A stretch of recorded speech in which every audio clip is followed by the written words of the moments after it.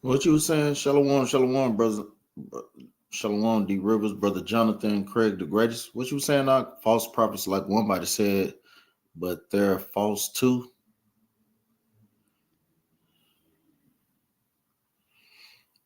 Type that in again, brother Craig the Greatest said false prophets said there, but false too. What?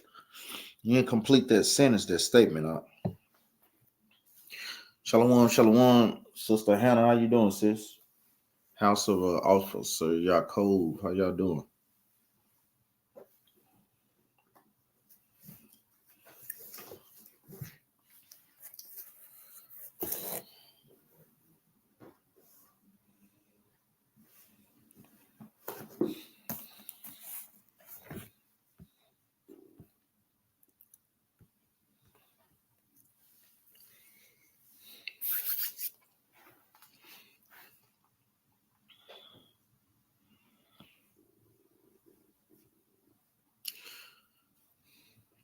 Shalom, shalom, House of Daniel.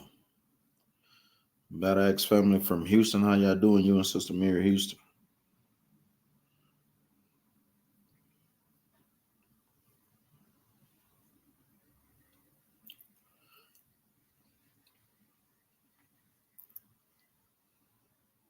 All praises.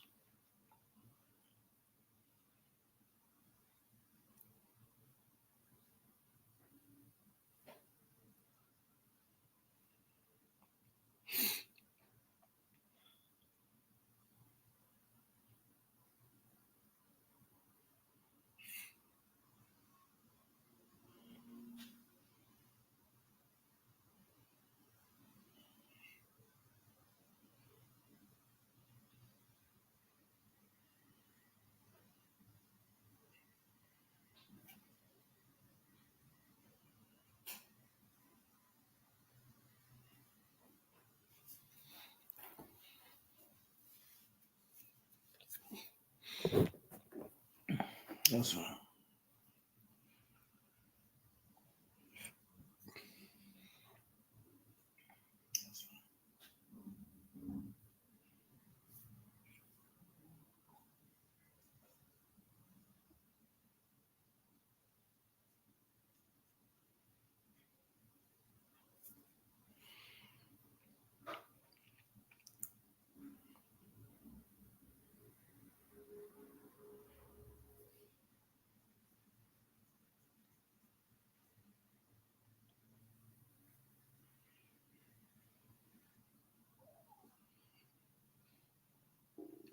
Shalom, shalom, brother Jimmy Tillman. Shalom, shalom, Sister Heaven Hound.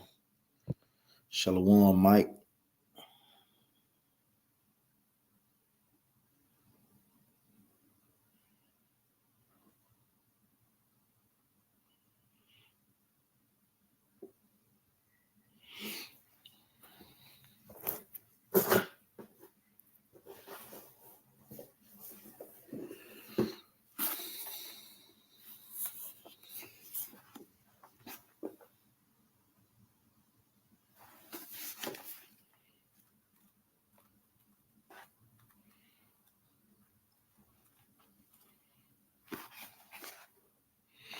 Shalom, shalom, Sister Talia. How you doing, sis? You and Junior Ox.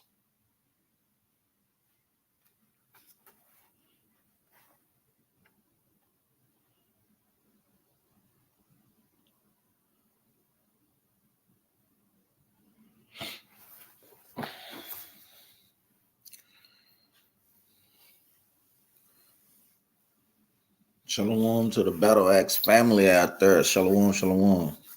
Guess we'll go ahead and get started real quick. First off, giving all honor and praises to the Most High and to His Son Yahushua. It's Captain Benaniah with the Battle Axes of the Most High, coming to you with another first day of the week breakdown.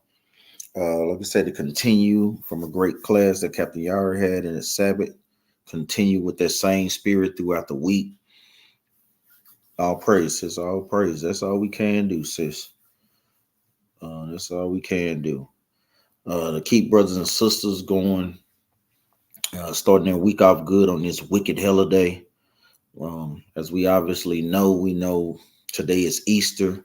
a pagan holiday that has absolutely nothing at all to do with the Bible. Nothing at all. Shalom, shalom, Sister Deborah, Sister Yaya, how y'all doing? Absolutely nothing at all to do with the Bible whatsoever.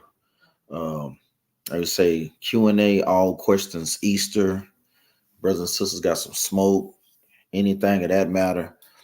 Um,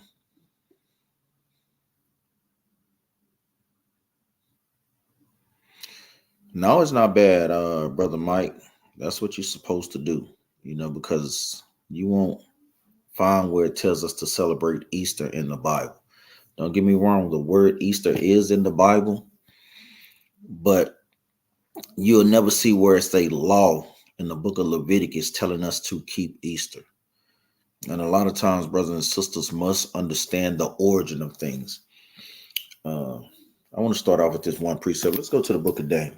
A lot of times we have all this technology. We have the latest iPhones, these expensive damn phones, man, $700, man.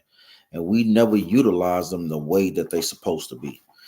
We literally got knowledge at our fingertips, and people won't even type in or Google the origins of Easter. I mean, it's just that simple. You look those things up, nowhere does it say that that's biblical. This is the book of Daniel, chapter 12 and verse 4. But thou, O Daniel, shut up the words and seal the book, meaning during the time of Daniel, during the time of the Babylonian captivity, the understanding was sealed, meaning people, Most High God wasn't going to put the spirit out there for people to understand the Bible. It says, even to the time of the end. Think about it. We in that time of the end now. This is Daniel prophesying around 600 BC or so, all the way up until today, thousands of years. You see how this generation getting weaker and weaker because we lost the true understanding of the scriptures. Now, at the end, all praise to the Most High, he's pouring the spirit back up on this chosen, meaning a few select out of the nation of Israel. Even all of Israel not getting this understanding, man. It says, even to the time of the end, many shall run to and fro, and knowledge shall increase. And that's the point that I wanted in that. Brothers and sisters have knowledge at the drop of a dime to be able to look up these wicked holidays and find out their origins, but you'll never do those things. Shalom, Officer Barakai, how you doing? Our people never put the time in to look these things up, to think about why we celebrate these things, or why do they push the narrative with the bunny's concept when bunny don't lay eggs. Our people follow these things blindly, man. Even like what Captain Yara is bringing out in class in the precept. Our people walk blindly. Our people, guess what, are lame. And we have to think about these things on a spiritual note, meaning our people can't see clearly on how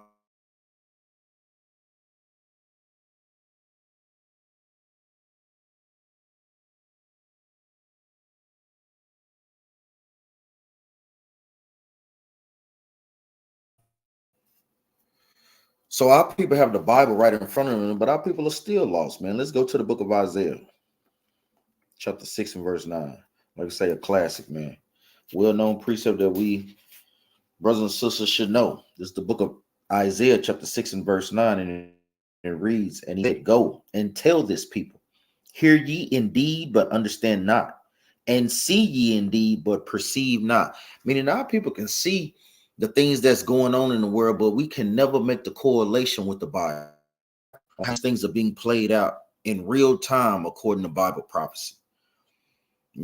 Our people can never make the correlation because our people are spiritually discerned, meaning they can't spiritually make a difference or know what the hell is going on in this wicked society. So we just continue that cycle of lies, and guess what? Following behind the so-called white man, which is Esau in the Bible. Makes absolutely no sense. If you say you love the Lord, then guess what? God would have gave you a law to celebrate Easter, and you don't find no such law. It says, Mike, these things are for the kids, brother. I've now missed her Christmas and Easter. And that's the point, brother Mike. That's the lies that they tell our people to try to desensitize. Oh, it's just for the kids. No, because the thing is, you will get on your kids if they constantly told you lies. You know, we can't let those things be acceptable, and that's why people just, letting our children through the fire, steady keeping that cycle of lies going, man. That cycle has to be broken sometime, man. It's high time our people start telling our people and our children about the truth, man. Let's go to, hold on.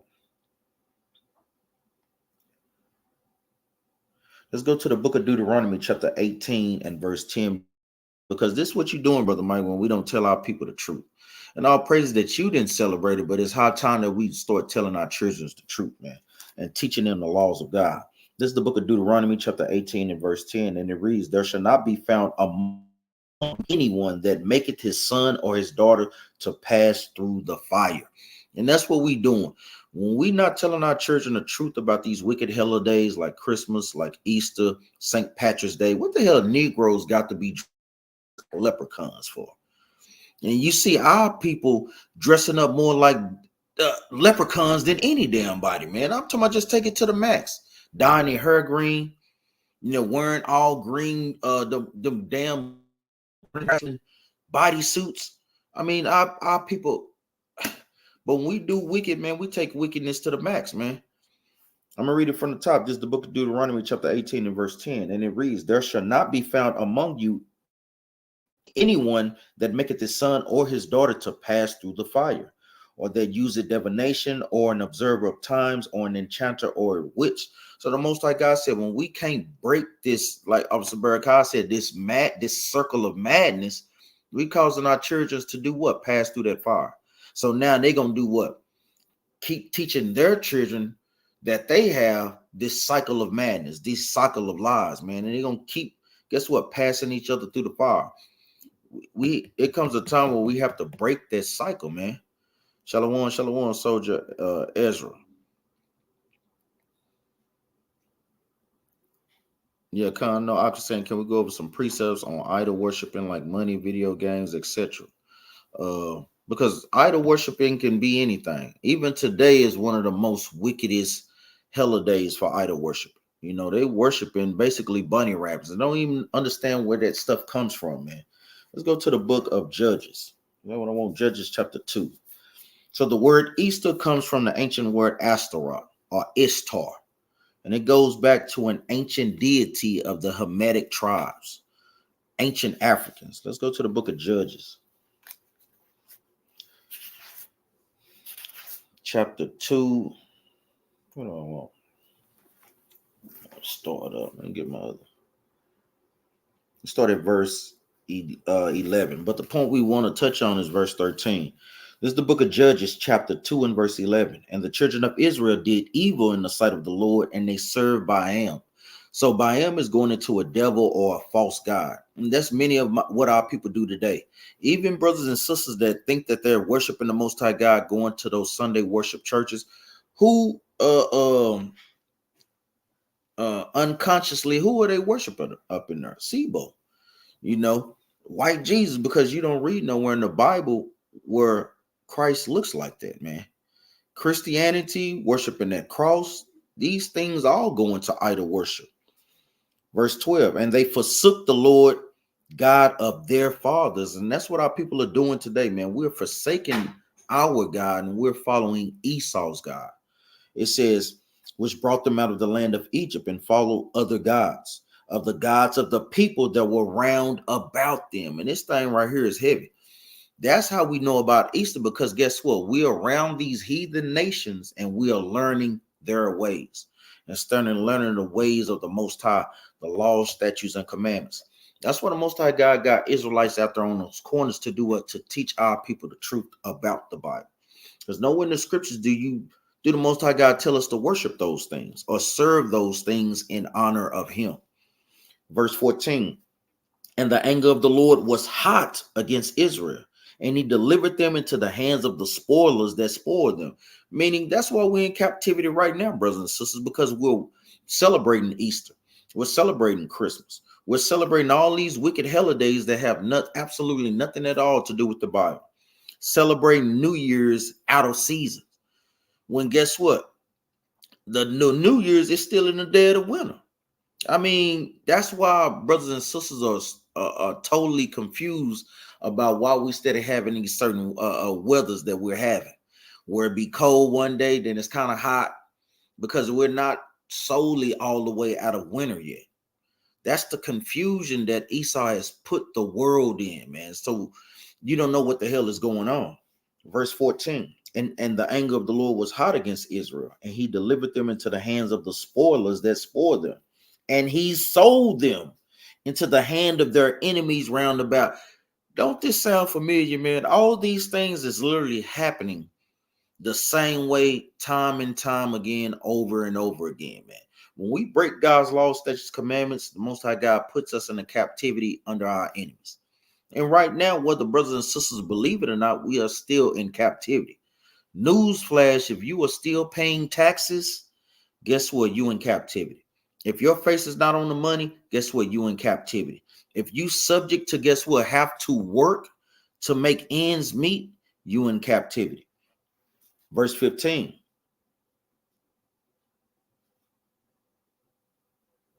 I'm going to start up at verse 14. Verse 13. I missed that point. And they forsook the Lord and served Baal and Ashtaroth. Ashtaroth today is going into Easter. Esau is just clever about these things, man. He's very clever. They changed the spelling on these things. And guess what? Confuses our people. But even if you kind of sound it out in the pronunciation, you can hear that it's clearly the same word. That's all that it is. Ashtaroth, Easter, Ashtar, all these names go up under that one deity. That's all that it is. Yeah, exactly. Even with Ak. Shalom, brother Jose. How you doing, Ak? So our people must come up out of these ways, man. Shalom, brother Lamar. How you doing, Ak? We must come up out of the ways and do what? And separate ourselves, man. We separate ourselves by doing what? Coming back to the laws, statutes, and commandments. That's truly the only way to, guess what, come up out of this confusion state that our people are in, man. Let's go to the book of Exodus. Go to the book of Exodus chapter 20. This is the book of Exodus chapter 20 and verse 3. And it reads, Thou shalt have no other gods before me. Thou shalt not make unto thee any graven images. Newsflash again, when you, those Easter baskets, what do you think those things are for, man? It's just a little mock down version of a greater statue. And they use those things to do what? To desensitize our people to what's really going on. They put a lot of color, make it acceptable to the children. And then guess what? Our people are caught up in a snare. And that's all that it really is. It's a snare and it's a trap. And it's used to do what? Not only to take our people into other doctrines and other religions and other philosophies and to worship other gods, but it's also there to make our people broke as hell. A lot of times parents spending this money on these Easter baskets, getting these Easter suits, and they barely even have enough money for their bills, man. All it does is put us in unnecessary burdens, brothers and sisters, man. And it's made to be that way because it's to be a snare and a trap unto us. Verse 3 again from the top. Book of Exodus chapter 20 and verse 3. Thou shalt have no other gods before me. Thou shalt not make unto thee any graven images of likeness of anything that is in heaven above, or that is in the earth below, or that there is in the water under the earth. Thou shalt not bow down thyself to them to serve them. For I, the Lord thy God, am a jealous God. So we know that the Most High God is a jealous God. So he hates when we are celebrating these things that he didn't give us. Because by default, guess what? You are worshiping other gods. Even like I put in there, money. People desire money. And guess what? That can be idolatry. Anything can be idolatry, meaning you're putting those things over the Most High. We hear this saying out there all the time, that money over everything. And that's not the mentality that the Most High God created money for. Yes, we need money. We need it most definitely, but you never want to put money over the Most High. Brothers should already know the precepts on money. You know, this is the book of 2 Timothy, 1 Timothy chapter 6 and verse 10, and it reads, For the love of money is the root of all evil. Now, the thing is, it's okay to have money, but it says when you're worshiping and loving money more than you love the Most High God, like you would do anything for it, that's totally out of order. Most High God to give you up into that lust too. It literally puts you in a state of delusion to where you think you chasing money, and guess what? The Most High God will sell you a dream, man, and literally destroy you. It says, "For the love of money is the root of all evil, which while some coveted after, they have erred from the faith and pierced themselves through with many sorrows." Because we hear that old saying, more money, more problems. That is a true saying. If you are loving money more than you are loving the Most High got to make money your problems to where he'll give you all that money. But then guess what? You're constantly seeing how you can't be around people because guess what? They always trying to get money out of you. They only see you as a piggy bank. You know, those things are pivotal. Most High God will destroy you in that manner, man. Even what Ox saying, like you said, with video games, that's a heavy spirit that can be on brothers, man. Because guess what? Playing video games, if you allow it, can take up much of your time. And if you're putting anything, I said to brothers like this, if you playing a video game more than you doing any other thing, brother, that's out of the spirit, brother. Now, don't get me wrong. I play video games with my son, but I'll probably be on the video game for about 30 goddamn minutes, man. I just can't play the game that long. As being an adult, as being an adult, that's just not good, man. I'm gonna put it to you like this, man. That's totally not good, man. Don't get me wrong. If you can't balance the two to where you're obsessively playing the game more than 2, 3, 4, 5, 6, 7 hours, man, hey, you have to check your spirit because you got a demon on you, man. A video game playing demon, man. And those things can hop on, brothers, man. You know, those things can. You know, with Call of Duty and all these Gods of War and some of those games, guess what? Are very entertaining, but guess what? You have to learn to check your spirit to not want to what? Give yourself to those pleasures or to that lust. Like that's something you really have to check your spirit on, man. Like we're saying, anything can be an idol. You know, your job can be an idol. Or people have these prestigious positions and they put those things over the Most High. Another great chapter to read about idols is the book of Baruch. Because that's one of the main things he was getting on our people about. You know, go to the book of Baruch.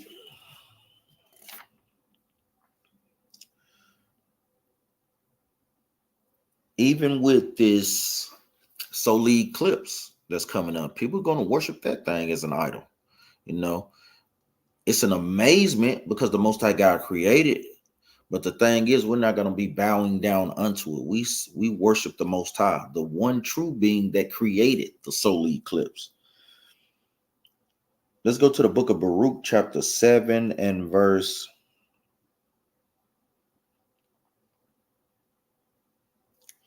I want to get straight to the point.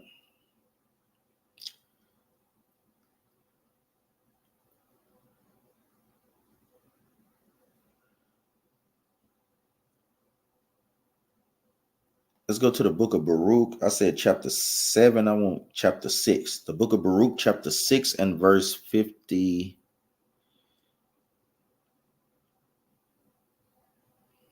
Start at verse 56. The book of Baruch, chapter 6, verse 56. Moreover, they cannot withstand any king or enemies. How can it then be thought or said that they be gods? This is going into idolatry or idols. It says, neither are those gods of wood and laid over with silver or gold, able to escape either from thieves or robbers. Hey, this is Baruch going in on them, man, because he's giving our people the understanding that idols are nothing. They can neither do, they can neither go, they have no life in them at all. So why in the hell are our people celebrating these things or worshiping these things? It says, therefore, it is better to be a king that showeth his power, or else a profitable vessel in a house, which the owner shall have use of, than such false gods, or to be a door in a house, to keep such things safe as be therein, than such false gods, or a pillar of wood and a palace, than such false gods. And this is Baruch going in, showing how These things are profitable for nothing. Won't you take your place as a king, brother, and as a princess, sister? Stop worshiping these things, man. Most High God created us to, guess what? To be the gods of this earth, meaning what? The rulers of this earth and the judges of this earth, to set this world in order, to teach them that, guess what? Ain't no such thing as Easter. Ain't no such thing as Astaroth. The only God that you need to be worshiping is the God of Abraham, Isaac, and Jacob, and the God of the Israelites. That's the only God. I'm going to jump back up. Verse 59. Therefore, it is better to be a king that showeth his power. And that's the mindset that the Most High God is trying to put us back in, brothers. To show our power. What is our power? Keeping the commandments, man. It says, or as a profitable vessel in a house, which the owner shall have use of, than such false gods, or to be a door in a house, to keep such things safe as be therein, than such false gods, or a pillar of a wood in a palace, than such gods. For sun, moon, stars being bright and sent to do their offices are obedient. In like manner, the lightning, when it breaketh forth, is easy to be seen. And after the same manner, the wind bloweth in every country. And when God commanded the clouds to go over the whole world, they do as they are bidden. And the fire sent from above to consume hills and woods, do it as it is commanded.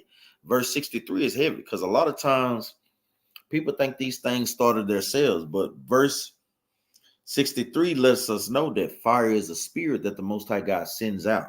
Verse 63 from the top, and the fire sent from above to consume hills and woods do as that it is commanded. But these are like unto them neither in shore nor power. Neither wherefore is it neither to be supposed nor said that they are gods. No matter how powerful fire is, it's not a god. It's an element that the Most High God gave us for our benefit, to heat things up, to keep us warm in the winter, to cook food with. That's what these things are for. It says, nor said that they are gods, seeing they are able neither to judge causes nor to do good unto men. Knowing therefore that there are no gods, fear them not. And that thing is heavy, man. Our people shouldn't have no fear of not celebrating Easter, because those things can neither benefit us, it damn sure don't benefit us. I'm talking about not one damn bit. If anything, it keeps us more embedded in lies, man. It said one body say you camps teach evil, especially saying Esau is the devil. Yeah, I'm gonna tell you, Brother Craig, the greatest. All I have to say is this to that. You know, we love those brothers, but the brother is totally going off. And a double-minded man is unstable in all his ways. Once upon a time, he taught that. But since, and you can tell that Ak is dealing with something that he's not being corrected on, so the Most High God had to step in and intervene. And we totally understand what's going on. This is the book of James, chapter 1 and verse 8. A double-minded man is unstable in all his ways. So a few years ago, not even just too long, they was teaching that Esau was the devil. I'm pretty sure they done pulled all those videos off. Now that's one of the reasons why they can't go out there to the streets, because they will be labeled hypocrites. Now they feel like they done found the truth, but the thing is, you are already in the truth. Now you're going back to Christianity. So according to the scriptures, guess what? Esau is the devil, meaning deceiver or adversary of God. And that's all that means. Guess what? What nation of people is deceiving the people? I mean, that's not hard to understand. When you're trying to be super deep, then the Most High got to give you a strong delusion to where you don't believe that, man. And that's easily understand. It says, shoot, my family is mad at me for not celebrating Easter. Plus, my sister-in-law tried to say Easter is celebrating the rising of Christ. When I told her I celebrate the Passover, she tried arguing. And that's the thing. I know you down. And it's the thing. You have to just show it. Like, sister, show me where Easter is supposed to be celebrated. You know, show us these things, man.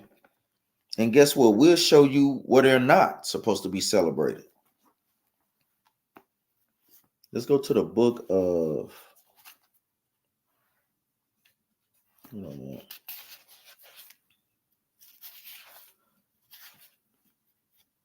so yeah, brothers and sisters, y'all hold it. I'm talking about hold it down, because don't fear not.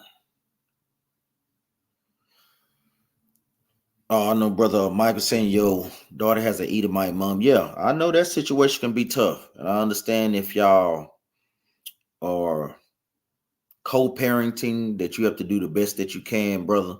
And you have to teach her, your daughter, her heritage according to the Bible. You just have to do the best that you can within that, man. You know, the Most High God, it's not going to be an easy task being in this truth, but we must do it. There's no other way around that, man. There's no other way, man.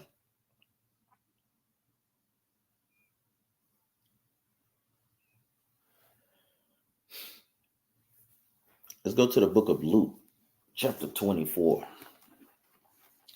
So it's no way around that, man. We have to hold the fort and not budge on any of these things, man.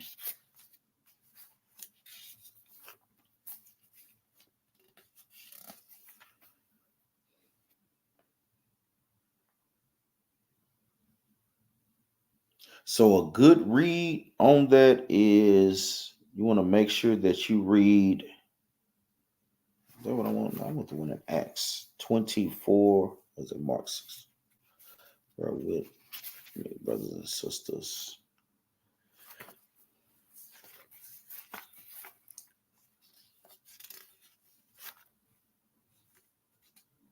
I know we just.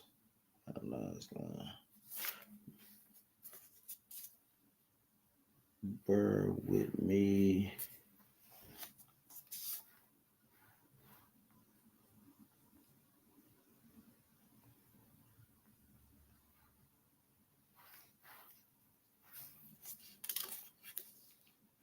Is that what I want?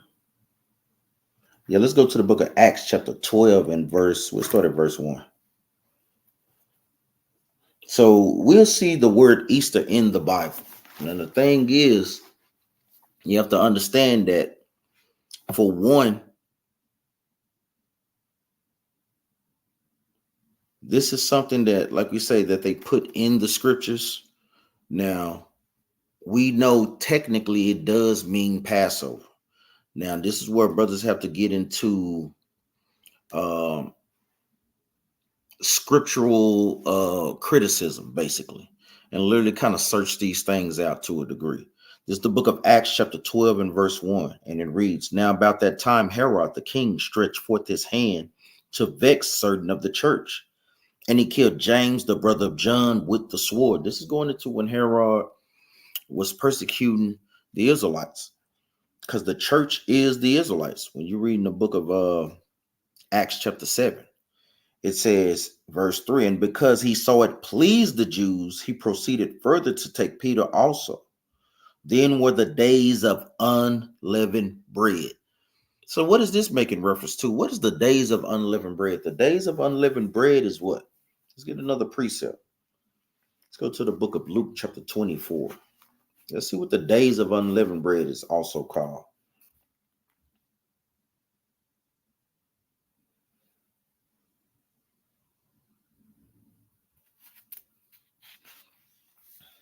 So like the book of Luke chapter 22 and verse 1. This is the book of Luke chapter 22 and verse 1. Now the feast of unleavened bread drew nigh, which is called the Passover. I want to read that again. Now the feast of unleavened bread drew nigh, which is called the Passover. So when we go back to the book of Acts chapter 12 and verses 3, they were keeping what? The feast of unleavened bread and Passover. This is what they were keeping, brothers and sisters. Let's go back to the book of Acts chapter 12 and verse 3. And because he saw it pleased the Jews, he proceeded further to take Peter also. Then were the days of unleavened bread, or Passover, brothers and sisters.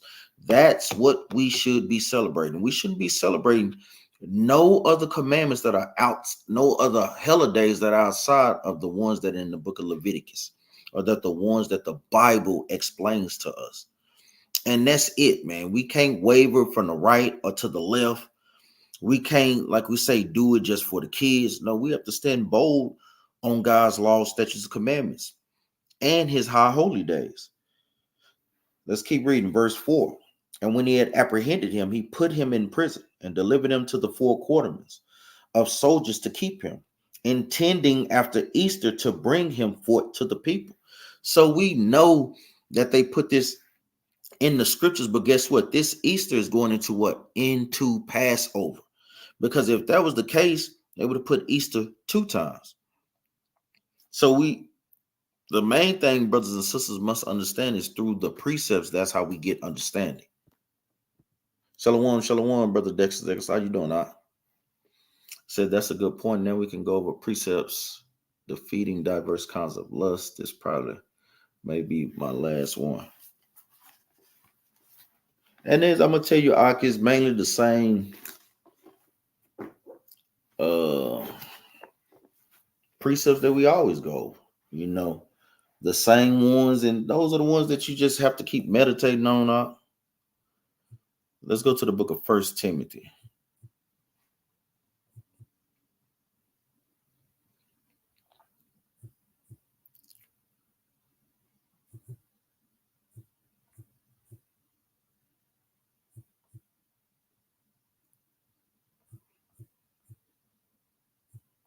So, like, yeah, give me a minute.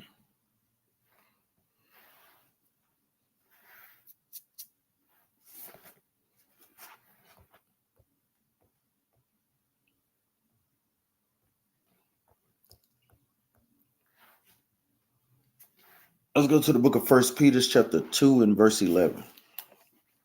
I know Ak was asking about lust too. Like I said, brothers and sisters have precepts, put them in the chat. One of the main things that brothers can do to combat lust is just pray and fast. That's one of the main things that brothers can always do, because all it is just a spirit. A spirit and a lack of discipline. That's all that it is. The things that we deal with is just a lack of spiritual discipline. If brothers struggle with smoking cigarettes, that's a lack of discipline, because your spirit is not in control over your body. Your body is running you. And the thing is, that is pivotal in this growth, because if you just do whatever your body tells you, that's what keeps us in sin. First and foremost, your body is just telling you to play games, or not read.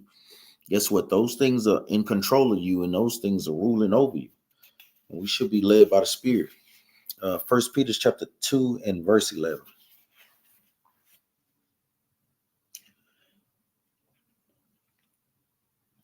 This is the book of 1 Peter chapter 2 and verse 11. Precept on abstaining from lust. Dearly beloved. Who is the beloved? Israel, according to Baruch chapter 3 verse 36. Dearly beloved, I beseech you as strangers. So even in this context, the Most High God sometimes referred to Israel as what? As strangers. It says, dearly beloved, I beseech you as strangers and pilgrims, abstain from fleshly lusts, which war against the soul. So that's something that brothers must do. We must abstain from fleshly lusts, because those things constantly wars against our spirit, man. Your body is telling you to do one thing wicked as hell, and your spirit is telling you no, brother. You have to keep the commandments. You have to stay the course. And that's a battle that you can only win through prayer, fasting, and applying God's law, statutes, commandments. You always tell brothers and sisters, always a breakdown of one of four things, man. Either you're not applying the commandments, you're not praying enough, you're not fasting enough, and you're not seeking enough counsel. It's always a breakdown. That's something that we always ask in counsel. Which one of those things are you not doing? When the last time you fasted? When the last time you prayed? When the last time you applied the commandments in a diligent manner? I know, so let's put in there 2 Timothy 2 and 22. Let's get that one.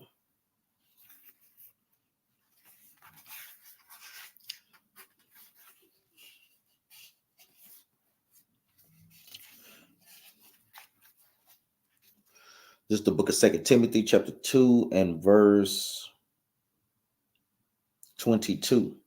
And it reads, flee also youthful lust, And I'm gonna tell you that is a heavy precept because the thing is, even dealing with video games, I'm gonna tell you that's a youthful lust. You know, that really is. Like I said, it's okay to play it from time to time, but when you are playing it on hours upon hours at a time, that's something that you have to check your spirit on.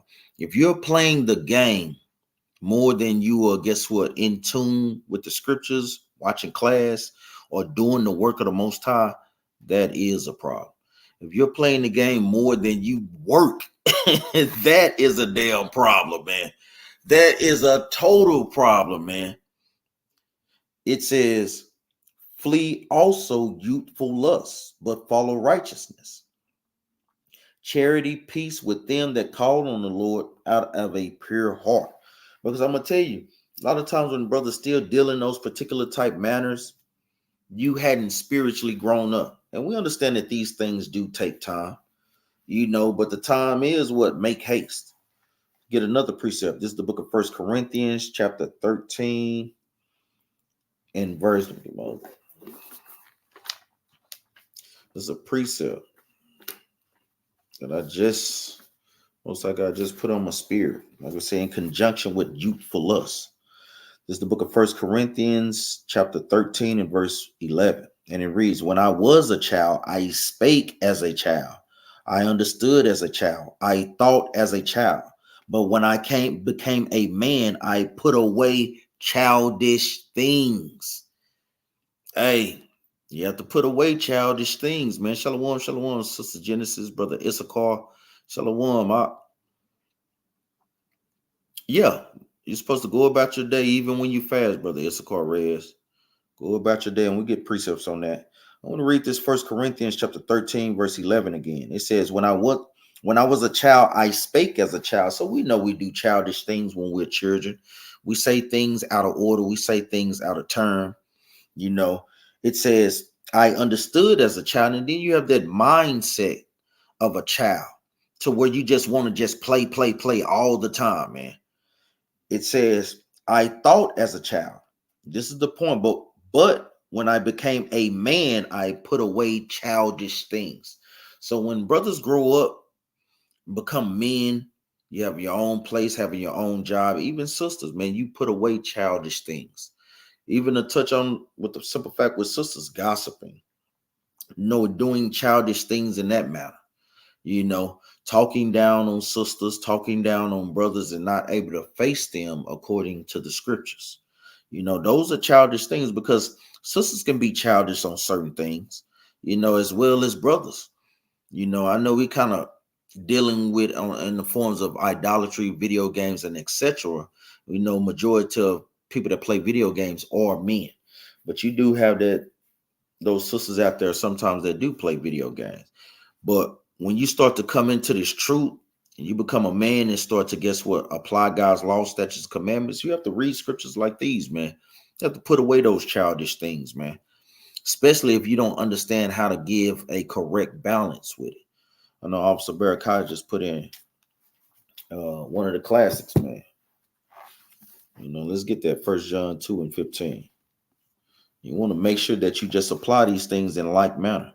It's the book of 1 John chapter 2 and verse 15, and it reads, love not the world, neither the things that are in the world. If any man love the world, the love of the Father is not in him. For all that is in the world, the lust of the flesh, the lust of the eyes, and the pride of life, is not of the Father, but is of the world. So we have to understand those things. These things have absolutely nothing to do with the Most High when brothers and sisters are dealing in those particular type of spirits. That's something that brothers and sisters must shape. I know Brother Issachar Reyes is asking, when we fast, can we work? So yeah, let's go to the book of Matthew. Brothers and sisters know the precepts on fasting.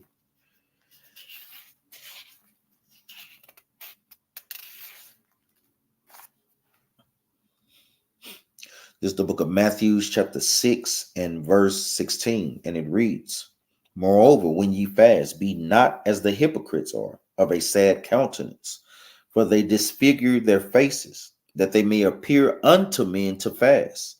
Verily I say unto you, that they have their reward. But thou, when thou fastest, anoint thy head and wash thy face, meaning go about your day.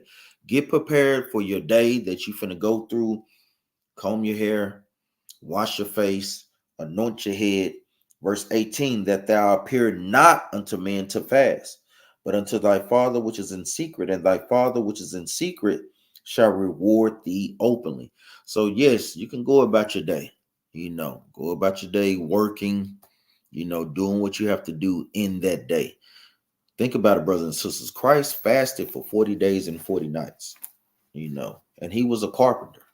So you think he just, fasted and didn't have the ability to go about his day? No, we know Christ applied the scriptures, man. So yeah, most definitely, like you can. Yeah, that's right. I know I was a Barakat putting in the Matthew 6 and 22 through 29. It says the eye is the light of the body. Meaning whatever your eye sees, guess what? It'll command your body to do those things, man, whether it's wicked or whether it's righteous. So those scriptures could most definitely be applied wickedly or righteously. I know obviously Yaakov put in our 1 Samuel chapter 7 and verse 3.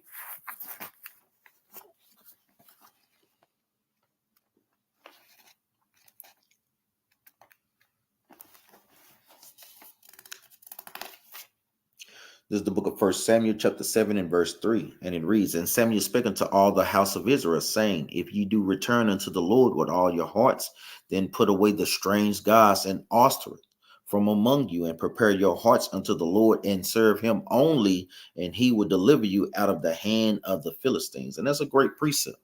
I know I kind of had that on my list going on down, but I brought that thing out. And that's a great precept because that's what the Most High God is telling us to do. Put away this Easter, man, and serve him and him only. Then we'll be delivered. A lot of times we have to understand that the kingdom is within us, man. However long we taking to get in order with the Most High God, that's how long he's going to take to send Christ back, man. So we have to understand that, man. This thing is serious business right here. That's a great precept. Sister Genesis asking Micah 4 and 4, verses 5, verse 4, what is the vine? And verse 5, in the name of his God, or these gods, the Israelites, that heathen will be under subjection to. That's a good, let's get that.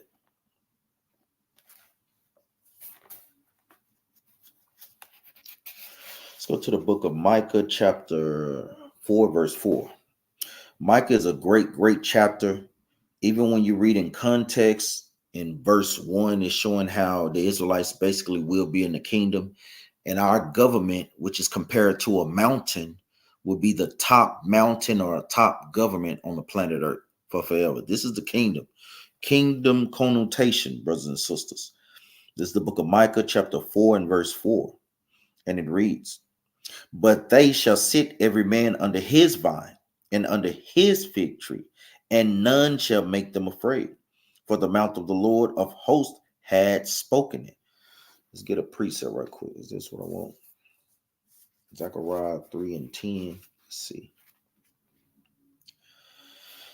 This is the book of Zechariah, chapter 3 and verse 10. This is the precept for this, sis. In that day, said the Lord of hosts, shall ye call every man his neighbor under the vine and under the fig tree. So we know that, guess what?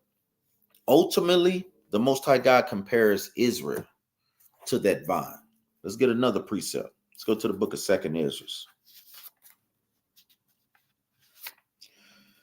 Let's go to the book of 2nd Ezra, chapter 5 and verse 23. And it reads, And said, O Lord, that bearest rule of every wood of the earth, and of all the trees thereof, thou hast chosen thee only one vine. So when brothers and sisters go into 2nd Ezra chapter 5, these things, how I have it labeled in my Bible, are the favorites of the Most High. A lot of people don't know that God has favorites. He has a favorite people. He has a favorite wood, which is the vine tree. He has a favorite cattle, which is the sheep. He has a favorite plant, which is the lily. Most High God has favorites, and most of all, he has a favorite land, which is what? Jerusalem or Israel. God has favorites. And if brothers and sisters read these things, they would understand that. So in the scriptures, the Most High God, guess what? His favorite is the vine. And we know that Israel is considered a vine. Let's get some more precepts. Is that what I want?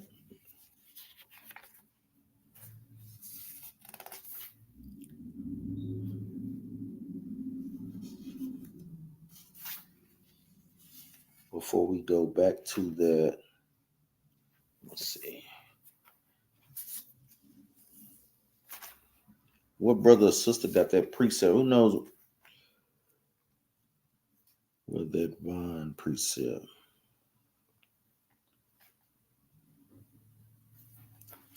No, it's Jeremiah, Salakia.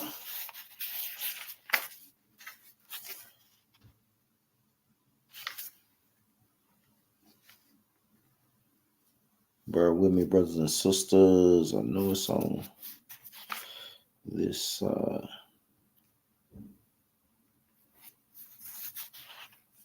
fix. Bear with me, bear with me. Look at it real quick.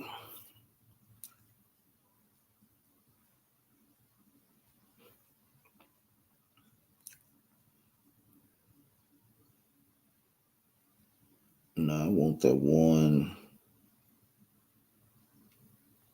I really don't want that one. It's another one I'm looking for. Let's go to the book of Hebrews. It's another one. It's in Jeremiah or Ezekiel. I don't think that's the one I want in Hebrews.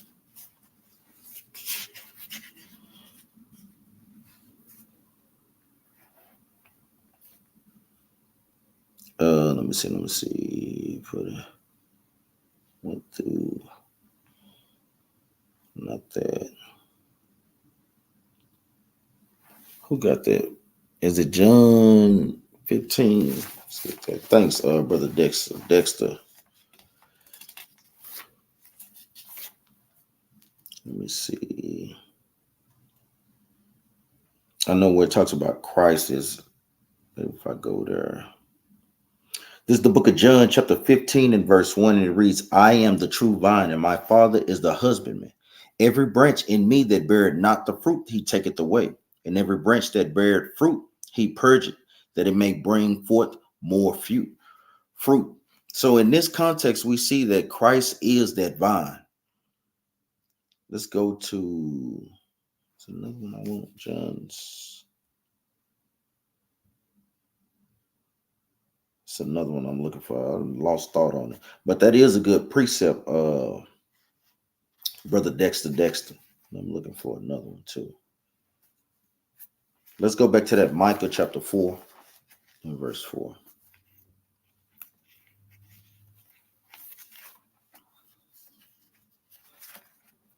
This is the book of Micah chapter 4, verse 4. And it reads, I want to start up a little bit. Let's start at verse 1. The book of Micah, so we can get some more context. The book of Micah, chapter 4, verse 1. But in the last days it shall come to pass that the mountain of the house of the Lord shall be established in the top of the mountains. Meaning the Most High God's nation, our government is going to be the top government on the planet Earth. We're going to be the top ruling class. And it shall be exalted above the hills, meaning smaller governments. And people shall flow unto it, meaning these nations are going to come to us for everything. And many nations shall come and say, come and let us go up to the mountain of the Lord and to the house of the God of Jacob, and he would teach us of his ways. So the nations are going to come to us and learn everything, how to keep God's laws, statutes, and commandments the right way. And we will walk in his paths. For the law shall go forth of Zion, and the word of the Lord from Jerusalem. So they're going to have to come to us to be taught God's laws, statutes, and commandments. Verse 3, and he shall judge among many people and rebuke strong nations afar off, meaning other nations that don't want to get down with God's laws, statutes, and commandments under the Israelites' rulership, they will be dealt with, man. It says either get down or lay down. Those are the only two options. And they shall beat their swords into plowshares, meaning what? It's not going to be any more war. Those weapons that they have, those things are going to be crafted into garden tools. It says, and their spears into pruning hooks. Nation shall not lift up sword against nation, neither shall they learn war anymore. So we know that the small hats cannot be God's chosen people or rightfully in that land, because guess what? We at the heat of war. It says that when God's chosen people get back in that area, that it won't be any more war. Verse 4.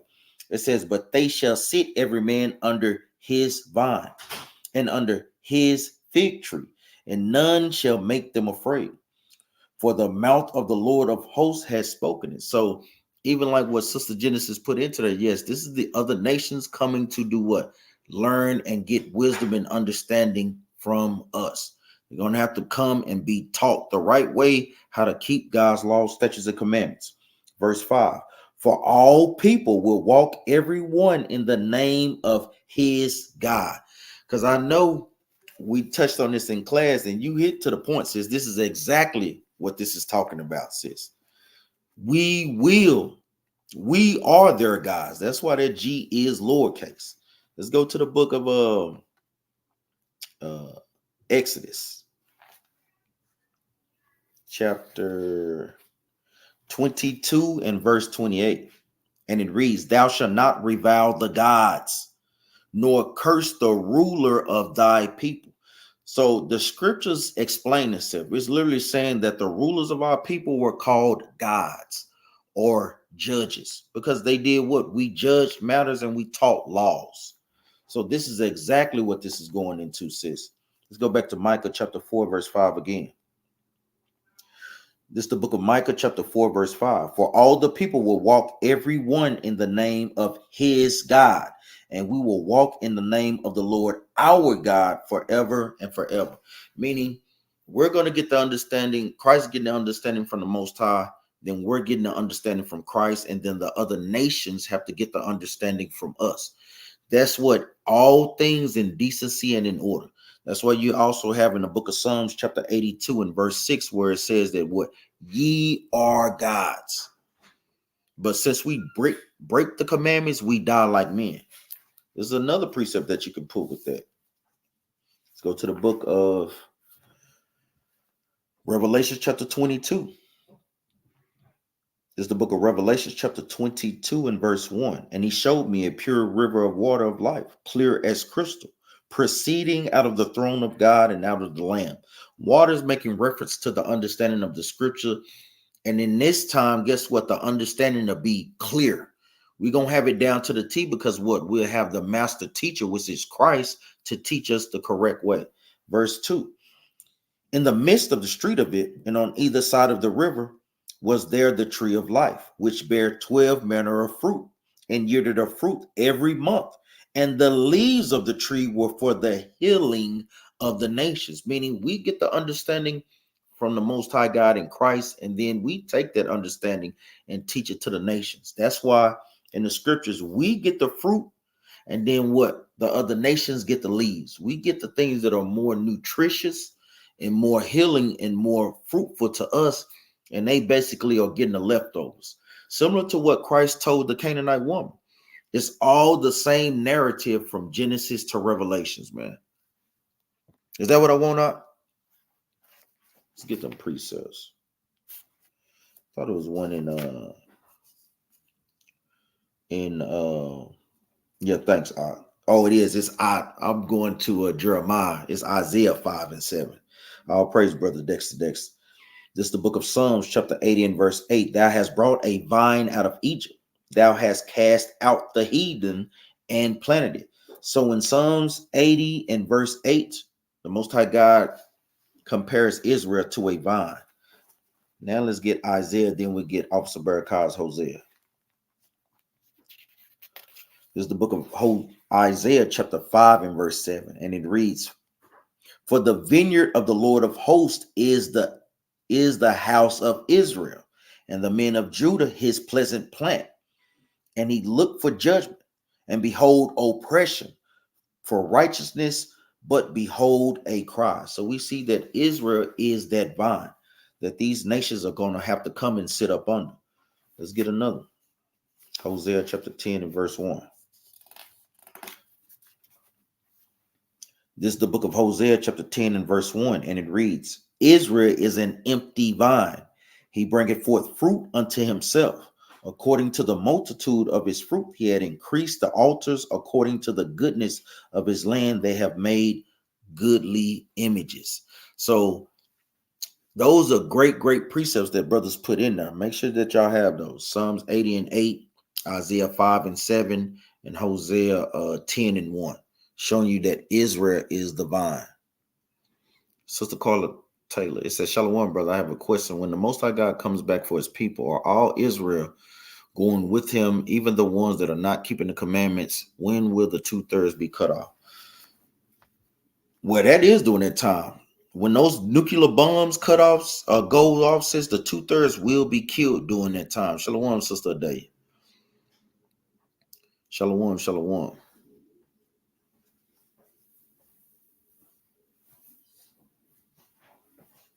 Let's go to the book of Zechariah chapter 13. Let's get to class. This is the book of Zechariah chapter 13 and verse 8. And it shall come to pass that in all the land, meaning in this western hemisphere, that land is singular, meaning the continent of America, basically. It says, said the Lord, 2 parts therein shall be cut off and die, but the third shall be left therein. So meaning when those thermonuclear bombs go off, Sister Taylor, that the 2/3 are gonna die. Verse 14 verse 9 clears it up. And I will bring the third part through the fire. How would they be brought through that fire, sis? By being saved and taken up in the chariot, sis. Remember, we have certain camps that do teach, Romans chapter 11 verse 26, all Israel shall be saved. Battle axes, we don't teach that because we don't see that. We don't see to where we're striving to keep the commandments now to make it to the kingdom of heaven. But brothers and sisters that are not keeping the commandments, they'll just be regenerated and make it to the kingdom. I think that's a dangerous doctrine, because if that's the case, that just tells people that I don't have to keep the commandments right now. That's similar to Christianity. I don't have to keep the commandments right now, and I'm just going to be regenerated in the kingdom. So brothers and sisters, hey, if that's the case, you could go celebrate Easter and do all these wicked things that they're doing, because I'm going to be regenerated in the kingdom. No, we follow what Christ taught. Matthews 19 and 16 on how to get the kingdom by what? By keeping the commandments. So verse 9 again, and I will bring the third part through the fire, and I will refine them as silver is refined, and I will try them as gold is tried, and they shall call on my name, and I will hear them, and I will say, it is my people, and they shall say, the Lord is my God. So according to this scripture, sis, yeah, we don't see that. I don't see that at all, sis.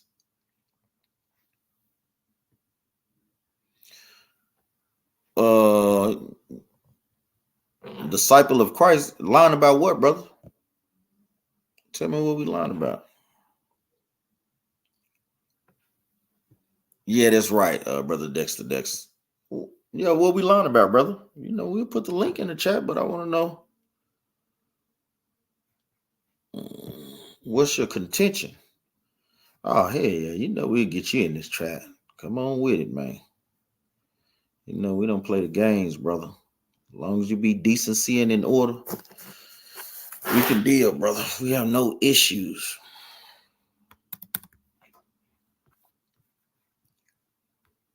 with that at all. So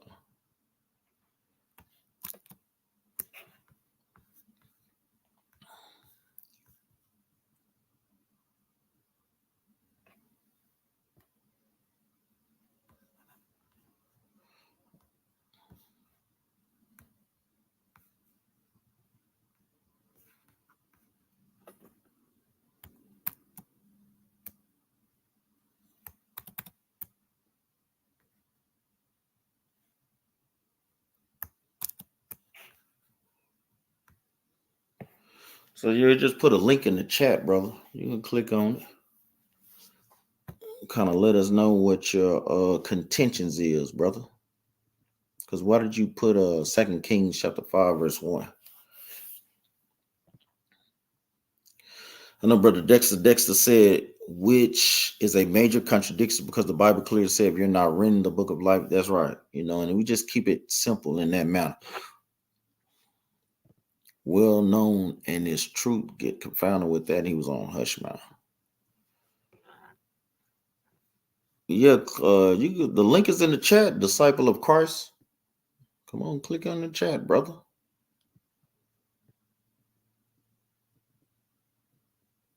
We don't mind. I know brothers and sisters put the smoke. Yeah, I can kind of see that too. Officer Barakai said, like you say, brother scared to click that link. Like House of Brother Daniel said, bring the smoke, man. We ready, man.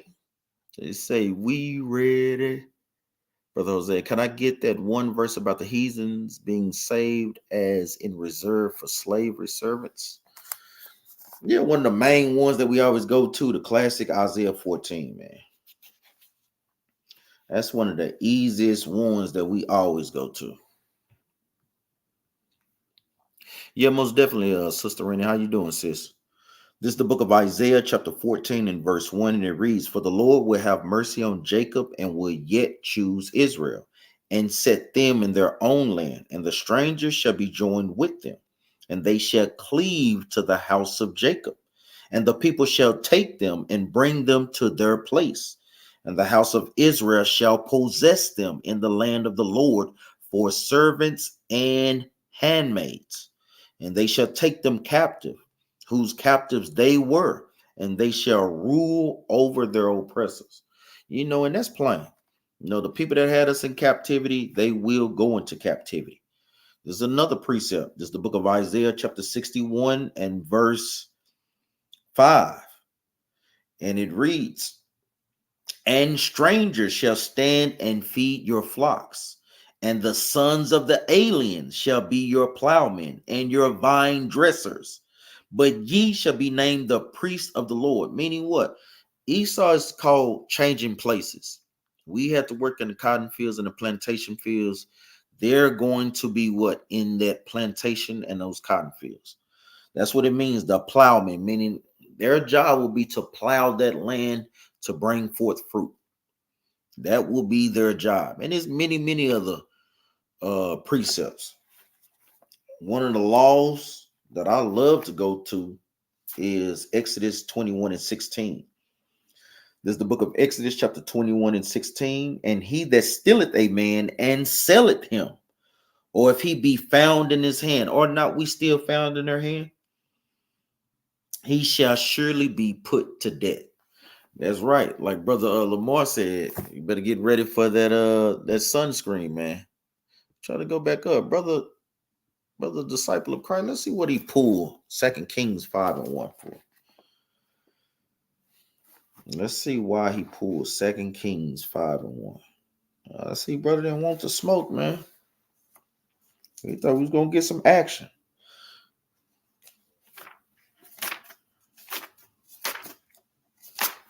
At least brighten up our time while we're going in on Easter. This is the book of 2 Kings, chapter 5, verse 1. "Now Naaman, captain of the host of the king of Syria, was a great man with his master and honorable, because by him the Lord had given deliverance unto Syria. He was also a mighty man in valor, but he was a leper." I mean, what's your point in bringing that out? Like, give us some understanding on that. What's your point on that? So we don't see the point. Sister Rennie is asking about a breakdown on Revelation chapter 14. Now, like we always tell brothers and sisters that are new to this truth, Genesis and Revelations is two of the hardest books of the Bible to understand. And it comes with a lot of studying and a lot of applying God's commandments. This is the book of Revelation, chapter 14 and verse 1. And it reads, "And I looked, and lo, a lamb stood on the Mount Zion, and with him 144,000, having his father's name written in their foreheads. So we know who the Lamb is. The Lamb is going into Christ. The 144,000 goes into Revelation chapter 7 and verse 4. 12,000 ruling men that's going to be Christ's government in the kingdom. So in the kingdom, Sister Rennie, you have Christ as the head, the 12 disciples, and the 144,000 as the government to rule the planet Earth. When we come back, it says, and having his father's name written in their foreheads, meaning his name or his reputation is what this is going into. Let's get a precept. Let's go to the book of Exodus. Exodus chapter 23 and verse 20. So precept must be upon precept. So we're going to Exodus 23 and verse 20 to explain the name, Sister Rennie. This is the book of Exodus 23 and verse 20. Behold, I send an angel before thee to keep thee in the way and to bring thee into the place which I have prepared. Beware of him and obey his voice. Provoke him not, for he will not pardon your transgressions, for my name is in him. This is the Most High God giving Moses instructions to follow Christ, because in Christ is the reputation of the Most High. This is all that this is saying. The meaning Christ is programmed to do the will of the Most High. Just like with the 144,000, they're going to be righteous men programmed to do what? To follow Christ's lead and follow the Most High God's lead. And then, brother. Okay, all praise. Let's click the brother in right quick. See what we're talking about. What's up, man? Shalom, shalom, brother. What's your name? My name is Isaac, but I go by Disciple of Christ. Shalom. You don't want to put your face on, man? Don't tell me you ain't scared to show your face, brother. I'm Oh, come on, brother. That's cool. I mean, what's your contention, brother? What's up with this, man? This shit echoing. Like what? Name a topic, brother. I mean, so what? You don't think we the Israelites, or you don't think we have to keep the commandments, or I'm just throwing some topics out there. Hold on, one second. All right. So yes, Sister Rennie, this is just going into Christ, the 144,000 program to understand the Most High God's laws, statutes, and commandments.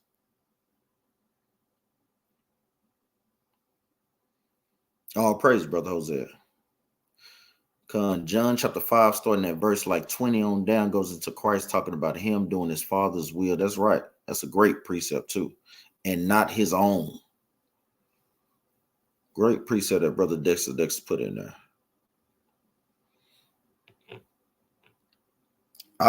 He clicked on, then he clicked off. Come on, brother, what's going on, man? Don't make us pull what Proverbs. Come on, man. Don't make us pull it, man. Don't make us pull Proverbs 29, brother. Not the wicked flee, brother. We don't want to pull that precept on you, man. We love our brothers, man, even if we don't agree doctrinally on it.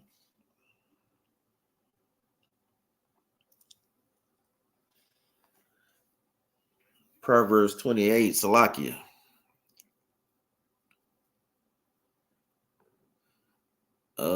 Sister, did you have another meaning on that, Sister Rennie? Thanks, Sister Rennie, did you have another understanding, sis? Because I know a lot of times Christians love to run to Revelation chapter 7 and verse 9 and then read on down and think that that's talking about other nations. But that mixed multitude is going into other Israelites that are not of the 144,000.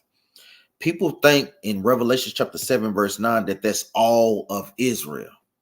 That's not all of Israel. That's just the ruling men that's in the governing body of Christ.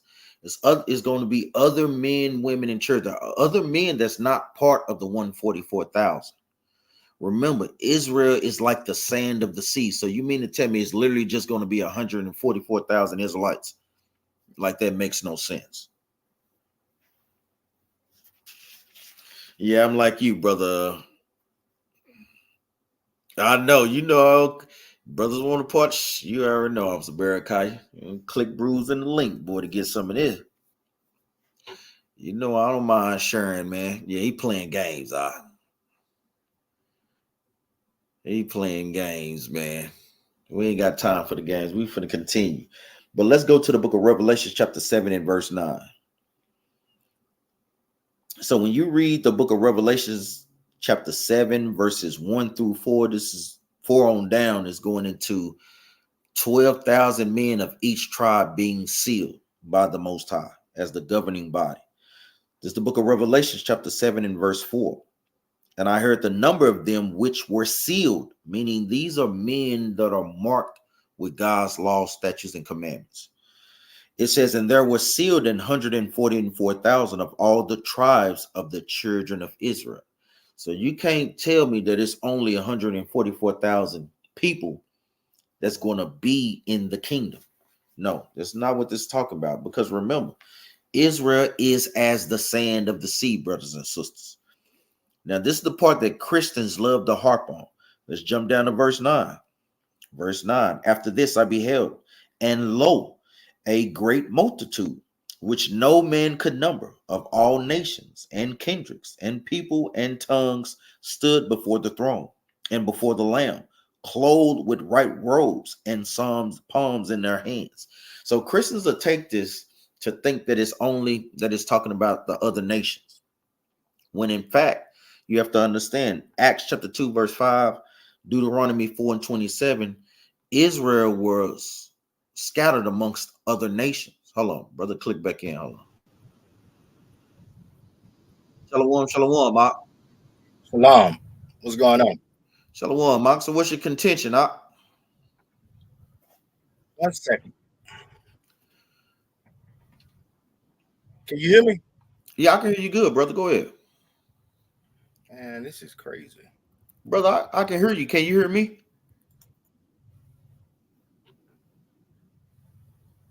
Disciple of Christ.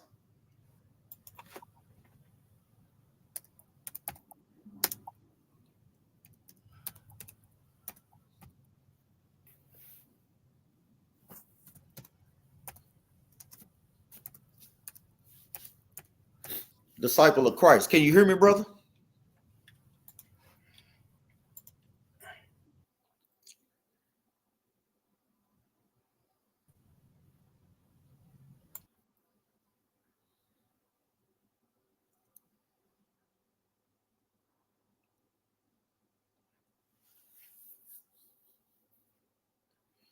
Try to give brother a little bit more time.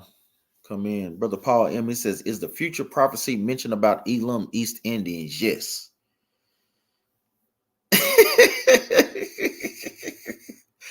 brother Uriah 12 Stones, he talking about disciple of Sebo, man. Y'all don't know why he's having a back. I could hear him, so I don't understand why he's I could hear the brother. I ain't gonna lie, that's pretty funny, brother Uriah. That's pretty funny. But yeah, going back to what we were talking about in the book of Revelation chapter 7 and verse 9.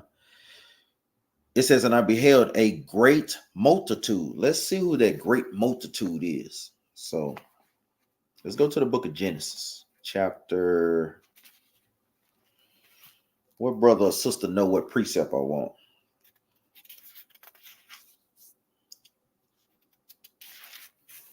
Who knows what precept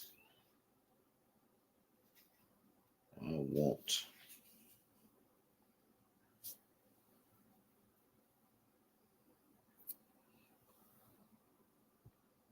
Yeah, that's what I said, man. He got J-Ball laughing, man. It's like, I ain't gonna lie, man. That brother Uriah 12 Stones, that thing funny as hell. I'm gonna tell you, Captain J-Ball got a smoke detector in this spirit, man. You can tell when brothers want that smoke, man. Says, can animals get tattoos or branding irons, or heathens gonna have an ear tag like cattle to track? No, we're gonna have spiritual powers, man. So we ain't gonna need all that technology like how they think. No. the new bodies and the new spirits that we gonna get, man, that's gonna be the new technology on the earth. So you ain't gonna have to worry about them, man. We're gonna have a spiritual tracking spirit, man, to be able to know where they all are all at all damn times. I'm trying to see if he gonna come back, man. Give him a little time. Trying to see if he. Let's get that great multitude while we wait.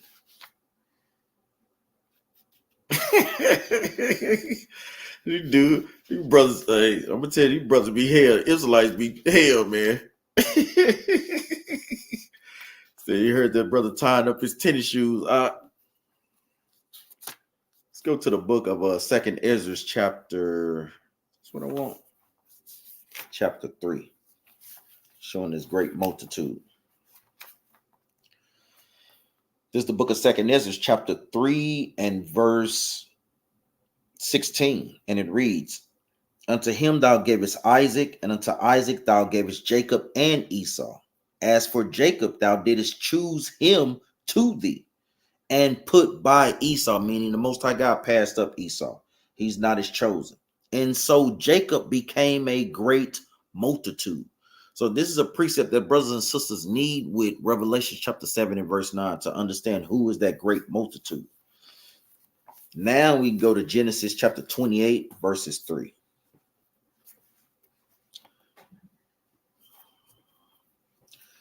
This is the book of Genesis chapter 28 and verse 3.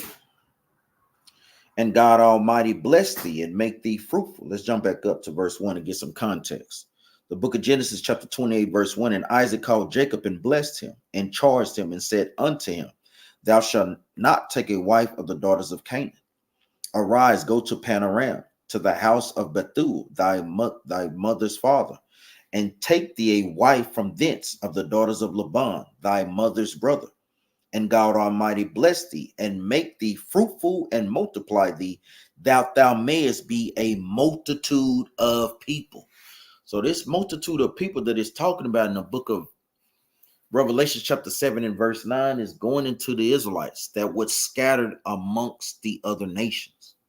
That's why it's pivotal that brothers and sisters do what? Go precept upon precept. If you're not keeping the commandments, reading the Bible precept upon precept, getting the understanding from precepts upon precepts, the Bible is like a puzzle, and you won't be able to put that thing together, man. You will not. I gotta write that precept down because I didn't have it written down. I had to go to my other precept. Like I said, with holes in their ears.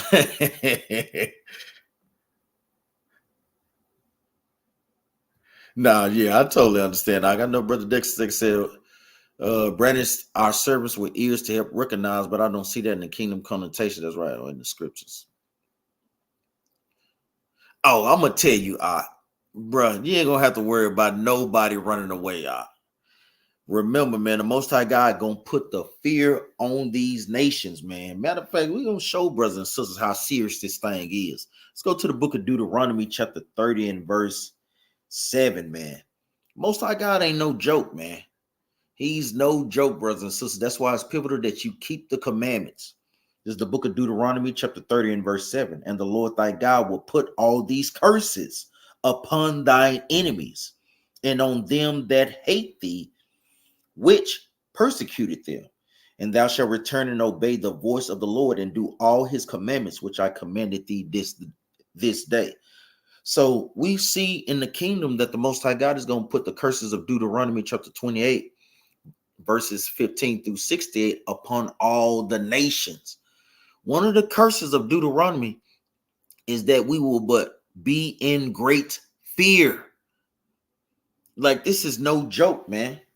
Let's prove that. Let's go to the book of Leviticus, chapter 26. It says the shaking of a leaf was going to terrify us, man.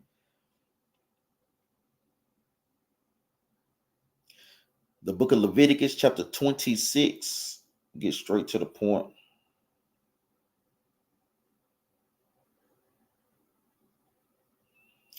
This is one of the curses that we had on us. The book of Leviticus, chapter 26 and verse 36. And upon them that are left alive of you, I will send a faintness into their hearts in the land of their enemies, and the sound of a shaking leaf shall chase them, and they shall flee as fleeing from a sword, and they shall fall when none pursue it, and they shall fall one upon another, as if it were before a sword, when none pursue it, and ye shall have no power to stand before your enemies. So this is one of the things right here. Most High God gonna put such a spirit of fear on them that they ain't gonna be able to do nothing but just be in obedience to the Israelites, brother. So that's something that we are not gonna have to worry about, man. Just like our people in the state of fear right now, like the example we always give, hey, you can have everything in order: registration, license, insurance, but when those headlights pull up behind you, it's still this certain fear factor that we have. How you think the slave master was able to keep hundreds of slaves in order with only about 10 or 20 slave watchers or overseers? Because the Most High God put that spirit of fear in us, so it ain't gonna be no joke in that day, man. No, when those curses gonna be on these nations, it ain't gonna be no joke,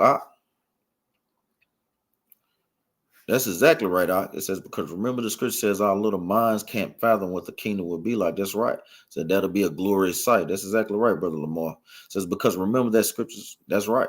We ain't gonna be able to fathom how the kingdom is going to be, man. It's gonna be on something like unlike we ever seen. I know even just to kind of give people a glimpse, I always try to say like that picture in Thor, how they were showing Asgard full of gold and everywhere, man. That's a little snippet on how things is going to be. And you can just imagine that thing gonna be a billion times glorious than that, man.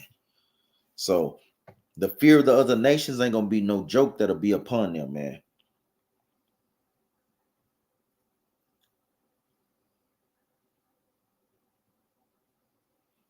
So what other questions we got while we waiting on the brother to see if he'll click back in, man? So yeah, Deuteronomy, that ain't gonna be no joke in that day, man.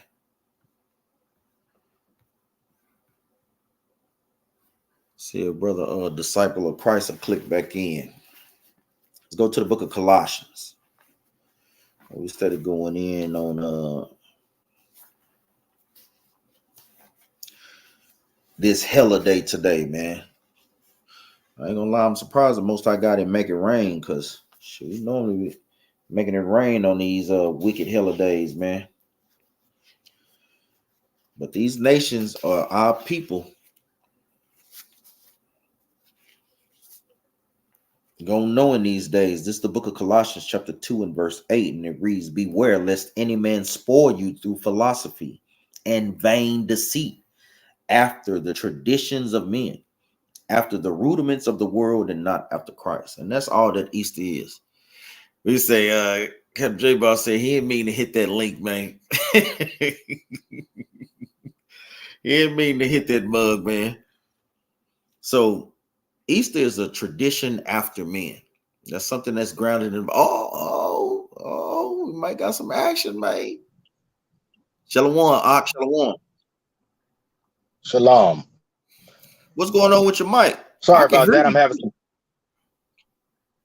having some technical difficulties. Is it echoing, or can you hear me all right?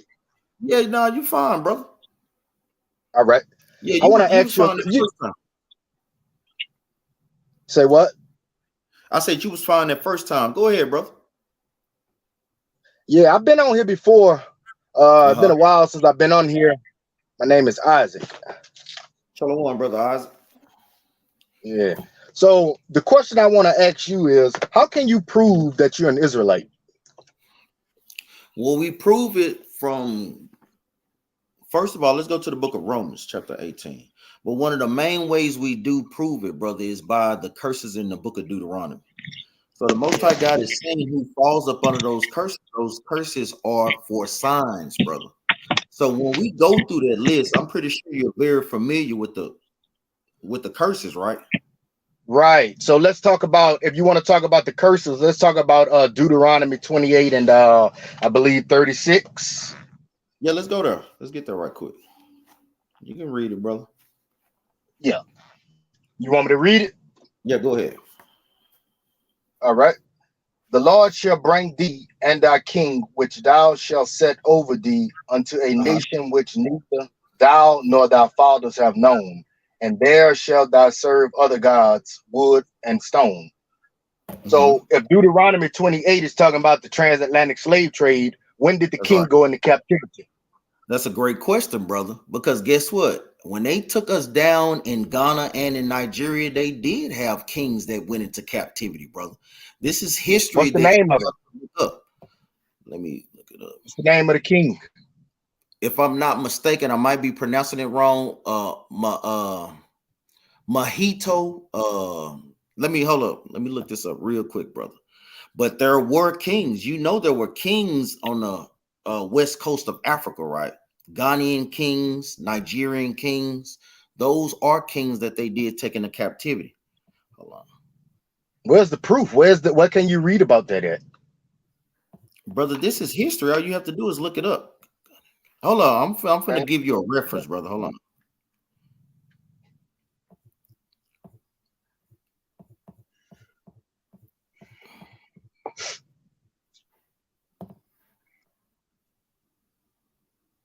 So we have. Let me see. Let me see. Not. Yes.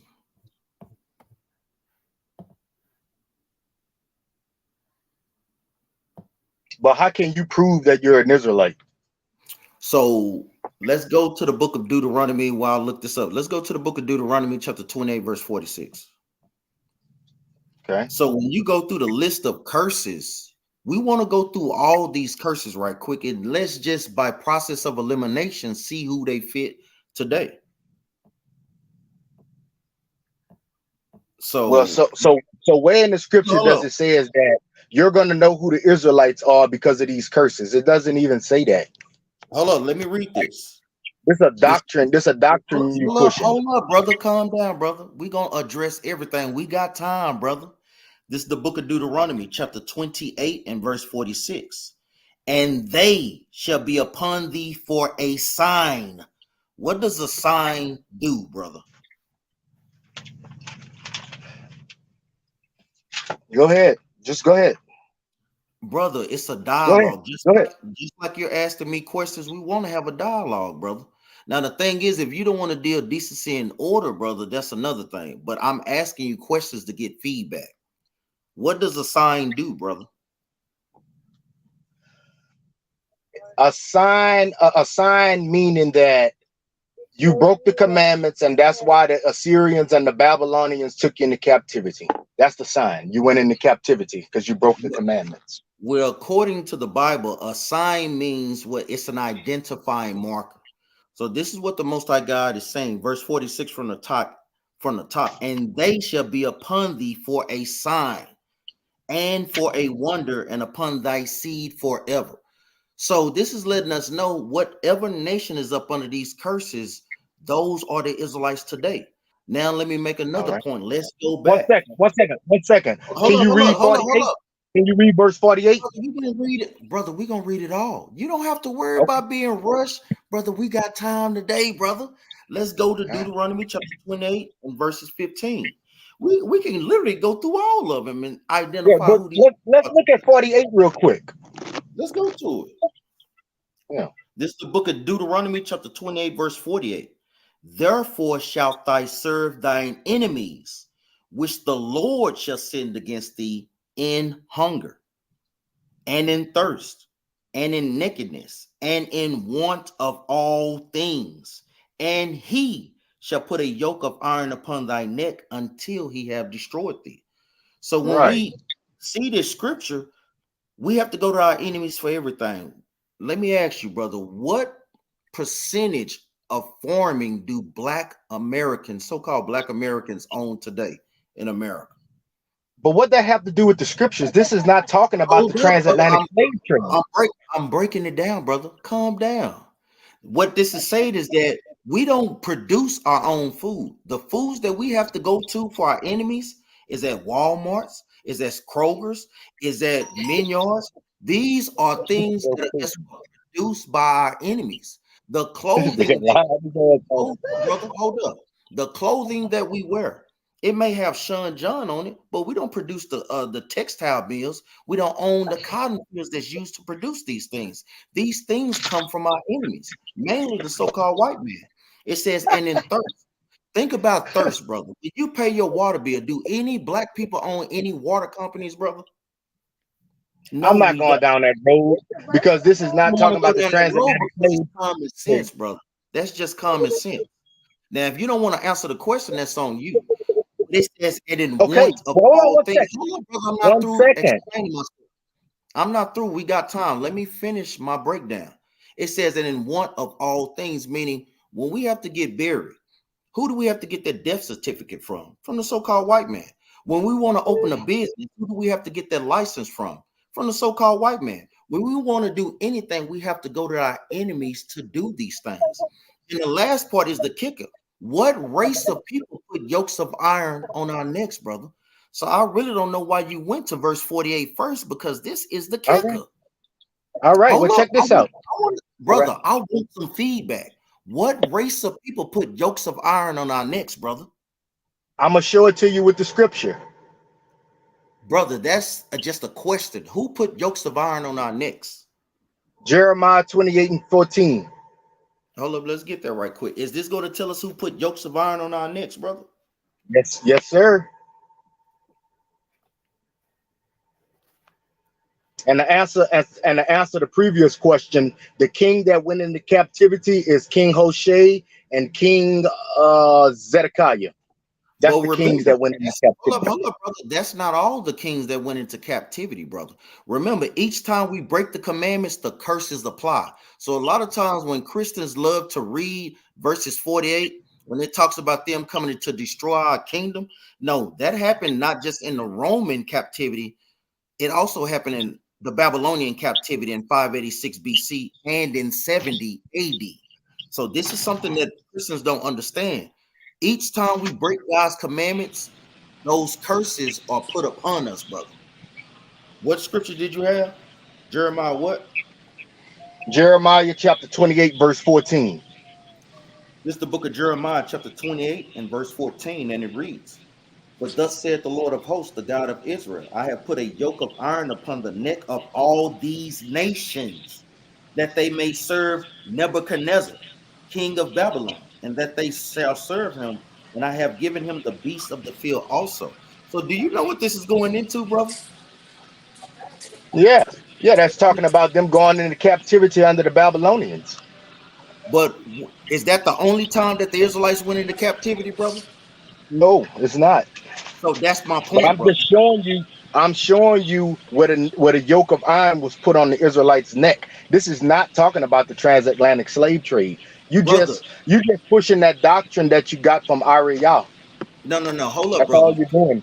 Hold up, It's brother. The thing is, each time we break the commandments. So in 70 AD, what happened? Did we not go into captivity? man, Exactly.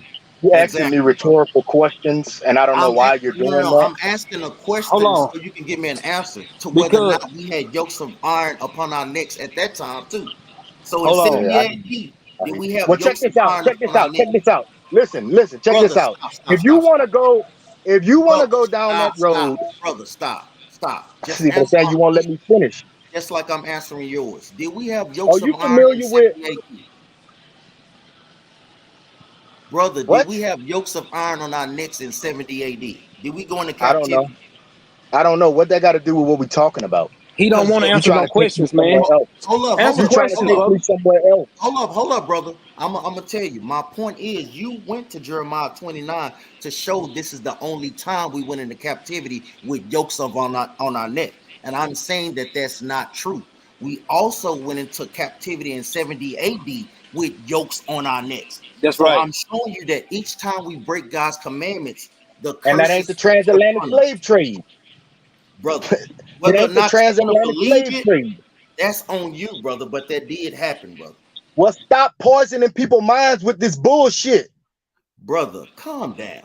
For Brother, real. stop being I emotional. can't Let's calm just deal with down, man. You're destroying people with this lie, man. Man, And he you know getting it's a lie. emotional, bro. You bro. say He just that Stop being you're a emotional emotional roller coaster. well-studied man in and the let's scriptures, deal right? with it, And if bro. you're a well-studied man in the scriptures, you know damn well this is a false Bro, doctrine. stop all that hollering, man. Brother, calm You know down, what I'm brother, and saying? stop being emotional. Because the thing is, brother, what's wrong with us teaching our people who we are and that we got to keep the law, You're statutes, and not an Israelite. You can't prove it. brother? We literally Prove it. let's just go through let's go through the curses, Let brother. me go to Deuteronomy 28 and Bro, 68 and bro, show you it's a lie. you a Let me show pig, you. bro. You a pig when we casting pearls of swine, bro. Because if So look, you don't no, we're you gonna deal rude. with them. We're No, gonna no, deal no. with them. I'm saying we're gonna deal with them, but guess what? Brother don't want to have a dialogue. You want to come here and try to dictate how brothers teach. You don't want to answer no question, brother. If you gonna dialogue with the brother. Brother's For taking real, his I'm time, breaking exactly. scripture dialoguing. down I'm and everything. No, dialoguing you with ain't. you. No, Brother, you you ain't. You being cussing emotional. and So look, That's emotional and let's go everything, to brother. Come on, Deuteronomy man. 28. brother, we going where I'm finna go. This is the book of Deuteronomy, chapter All right. 28, verses 15. We gonna read these curses through, brother. This is the book of Deuteronomy, chapter 28, verse 15. But it shall come to pass that if thou would not hearken unto the voice of the Lord thy God to observe to do all his commandments and his statutes which I command thee this day, that all these curses shall come upon thee and overtake thee. So we know each time we break God's commandments that bad things happen to us. That's what a curse is. Verse 16. Cursed shall thou be in the city, and cursed shalt thou be in the field. Common sense, brother. What are some of the bad things that happen to us that happens to no other race of people in the cities, brother? Is everybody getting gunned down by police violence, by police brutality? Are we Just at the read the book. bottom of society? Are we Just confined? read the book of Hold up, Second hold up, Kings. hold up, hold That's up, all you got to do. hold up. Is every race confined to the ghettos in the cities, brother? Brother, you asking me a stupid rhetorical question that Brother, has it is nothing to do not with what we're stupid, talking brother. That about. is a You see what I'm legitimate saying? question This is because what guess you what? We don't see fake so-called white Israelites do. people You going through don't police directly answer brutality. questions. You play You don't see the semantics. Africans going through what we go through, brother. These are legitimate questions, brother. What are you Okay, talking well about? listen, let me ask you this. No, no, Are brother. We you not asking, familiar? Are brother. you We not familiar with asking the nothing until are you you answer my familiar question, with the colonial Mexican slave? brother. We not answering nothing until you answer our questions, brother. We not dealing like that, brother. Either you're gonna be in decency and in order, brother, or guess what? You just gonna listen to us bring out these scriptures, brother. Because you Now won't let me speak. I'm gonna unmute you because I'm gonna tell you, brother. You get one more I chance. unmuted myself. You gonna answer our questions because you want us only to answer You yours, you and we answer don't my have a question. problem with answering your questions, brother. So, who is going and catching hell in all these cities across the globe, brother? It's all Everybody. Everybody. okay. Now, since you said everybody, do so-called whites face police brutality like so-called Negroes? Man, this is a stupid conversation. What do this got to Brother, do with it is so Deuteronomy, the just 28th answer chapter? the question, brother. This is so Brother, stupid. Brother, you answer the call in. question, brother. You call in, This is brother. dumb. You got on our channel, bro, trying to tell us Right, to how we have a gonna run. dialogue, Come, but you're not but you ain't, directly dealing with what Brother, I'm this asking is a you. brother. part of the dialogue. You want You us don't to want to go down the build. hole you want us to carry down, brother. Thank you. I'm asking you a legitimate question, brother. Either yes or no. Do white people face police brutality like black people? Yes or no? And you What know does that that have to do with silence is everything. Deuteronomy? So you know that people is not catching hell like that, brother. Okay, watch Let's this. Watch this. read Do verse Hispanics go through 17. police brutality like black people?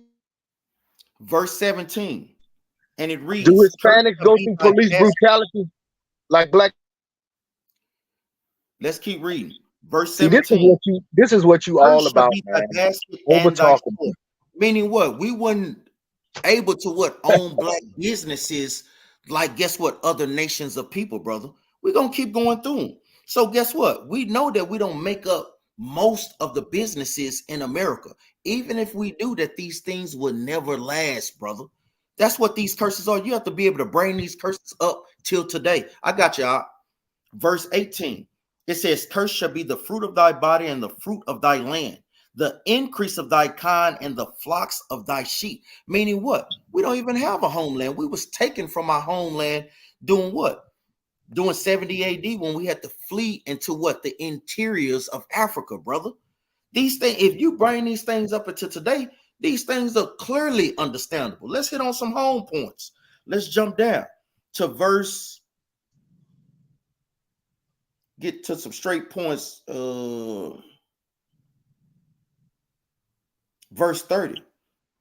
Thou shalt betroth a wife, meaning we had promised to wives, and guess what? Another man shall lay with her. Brother, what is this going into, brother? And this has nothing to do with the scripture. So just go ahead. It has everything. Whenever you're done, you prove to me how you're an Israelite. That's the point, brother, because we know that our sisters were, guess what, was raped during, guess what, in slavery, not just in the transatlantic slavery, but in the Babylonian captivity, the Assyrian captivity. Each time we break God's commandments, these laws, these curses apply. Let's keep reading. Verse 32, thy sons and thy daughters shall be given unto another people. Whose sons and daughters was given to another people, brother? Like, did this or did this not happen to us as a nation of people, brother? Yeah, just read the book of Daniel. He was given to the Babylons. He was a kid when he went into captivity. So that's the prophecy being fulfilled right there. No, it's all in the Bible. You trying to throw all this other stuff in, and it just doesn't work to a person that knows the Bible. And you know this yourself because you say you study the Bible, so you know it's a lie, but you push it anyway. No, it's not a lie. You're brainwashing people with this bullshit. Brother, you got to stop being emotional, bro. Brother, man, ain't nobody dealing with you call it, man. Brother, you is emotional. Call that people lives are getting ruined with this doctrine. Brother, you got an effeminate spirit on you, brother. You have to check the spirit, brother. Man, I'm talking about he got to check that bad, brother. Brother, look here. I'm telling you, my brother got a bad emotional spirit on him. Go ahead, man. But so what he trying to basically say is that what you trying to basically say that it only happens one time. Like they only went into that that happened one time. Like it's already been fulfilled, so it's not going to happen again. That's so these curses will be upon them forever. It didn't say just one time. It said forever. So that's right, brother. Just keep on just saying it, but it ain't the only time it's been fulfilled. So I mean, man, you know it's a lie. Hold on. Y'all read the Bible. You know it's a lie. You know it's a lie. You know it's a lie. Brother, hold up, brother. If we want to deal like men, let's deal like men. I'm gonna tell you, you trying to get people to come over to your side, but what person gonna come over there to effeminate brother that's emotional like that, man? Ain't no brothers dealing with that, man. That's why all praise to the Most High God. He's raising up real men to teach. Oh, you effeminate. You effeminate. Brother, I'm not over here talking loud and cussing like you. I can talk however the fuck I want to talk. That's you what understand? the brother would do, brother. According to who? Who the fuck are you? Brother, I'm gonna tell you, we know you are emotionally effeminate because you want to You act like you're not the judge. You're not the judge. I don't give a damn what you say. Brother, but you don't want to deal with the scripture. You want to push this old false ass doctrine. That's all you want to do. What man get on? What man get on the internet and start hollering like a little girl like you doing, man? Come on, I don't know real man gonna get on the internet doing that, man. That's what kids stuff. Don't y'all scream on the corner? So what's the difference? Brother, are you being effeminate when you scream on the corner? You don't scream all the time on the corner, brother. What are you talking about? Okay, then. Well, all right. This is the book of Luke, chapter 21 and verse. See, this is what they do. 19. They don't directly deal with the questions. This is the book of Luke, chapter 21, verse 20. And when ye shall see Jerusalem compassed with armies, it's a lie. Then know that the desolation thereof is nigh. Then let them which are in Judea flee to the mountains, and let them which are in the midst depart not out. And let not them which are in the countries enter thereinto. For these be the days of vengeance, that all things that are written must be fulfilled. Verse 24. Man, and they the scripture out of context. The sword, and shall be led away captive into all nations. I thought we was only being captive in the Babylonian captivity. This is in the New Testament in 70 AD, brother. This is further showing you that each time we break the commandments, we go into captivity, brother. So what do you have to say about Luke chapter 21, verse 24, brother? Now you on. Okay. If we're going to go with that notion, we're going to have to say that the Chinos are Israelites too, because they went into captivity to Mexico on ships. Now, Look it guess up. what? Some of them very well might be Israelites. We do teach that, brother. So what are I you know, talking I about? know. I know everybody in Israelite, white No, no, no, people, no. Hold on, Indians, brother. everybody, Deal with Luke everybody in chapter Israelite. But 21, verse 2. you know one thing, no, you Brother, we still don't can't want to hear prove that. if you an Israelite. Brother, we want you to deal with the question, brother. Answer Luke chapter 21, verse 24, brother. You answered Deuteronomy 28 and 68. Brother, we I already didn't come on did. here. I didn't come Hold on up, here brother. to answer questions. I came on here to ask questions. No. You know, You can't because on here to have you wanna tell people that Jeremiah 14 and 2 talking about. Brother, you don't run nothing. Yeah, you're not running our platform, brother. So if you got that type of mentality, brother, you could just click off, brother. Like we telling you right now, we either have a dialogue or we not dealing with that. So it's however you want to play it, brother. So can we get a breakdown of Luke chapter 21, verse 24, brother?